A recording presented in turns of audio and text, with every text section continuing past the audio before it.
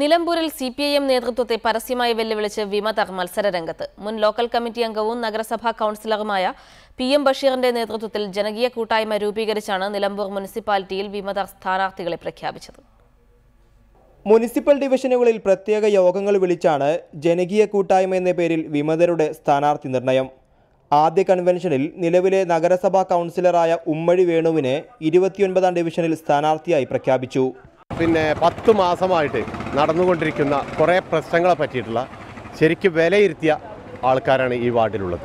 അപ്പോൾ അവരെ സമീപിച്ച് അവർ തന്നെയാണ് നിശ്ചയിച്ചിട്ട് എന്നെ ഇവിടെ നിർത്തിയിരിക്കുന്നത്. അവർ പറഞ്ഞിട്ടാണ് ഞാനിവിടെ നിന്നിരിക്കുന്നത്. അപ്പോൾ തീർച്ചയായിട്ടും അവരെനിക്ക് വോട്ട് ചെയ്യുന്നുള്ള പ്രതീക്ഷയാണ് എനിക്കുള്ളത്. പാർട്ടി വിരുദ്ധ പ്രവർത്തനം ആരോപിച്ച് വേണു ഉൾപ്പെടെ 12 പേർക്കെതിരെ അച്ചടക്ക നടപടി സ്വീകരിക്കാൻ CPIM ഏരിയ കമ്മിറ്റി തീരുമാനിച്ചിരുന്നു.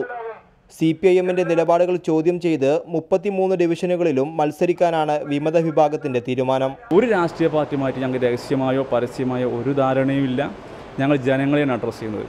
ഞങ്ങൾക്ക് ഞങ്ങളുടെ സമരങ്ങളിലും ഞങ്ങളുടെ ക്യാമ്പയിലും കൺവെൻഷനും പങ്കെടുത്ത ആയിരക്കണക്കിന് ആളുകൾ വിവിധ രാഷ്ട്രീയക്കാരാണ്. പക്ഷെ അവർക്ക് ഞങ്ങളുടെ ആഭിമുഖ്യമുണ്ട്. ആ ആഭിമുഖ്യം വോട്ടിംഗ് രീതിയിലും വരുമെന്ന് തന്നെയാണ് പ്രതീക്ഷിക്കുന്നത്. അടുത്ത ദിവസങ്ങളിൽ കൂടുതൽ സ്ഥലങ്ങളിൽ കൺവെൻഷനുകൾ വിളിച്ചു ചേർത്ത് സ്ഥാനാർത്ഥികളെ പ്രഖ്യാപിക്കാനാണ് ജനകീയ കൂട്ടായ്മയുടെ തീരുമാനം. റിപ്പോർട്ടർ, മലപ്പുറം.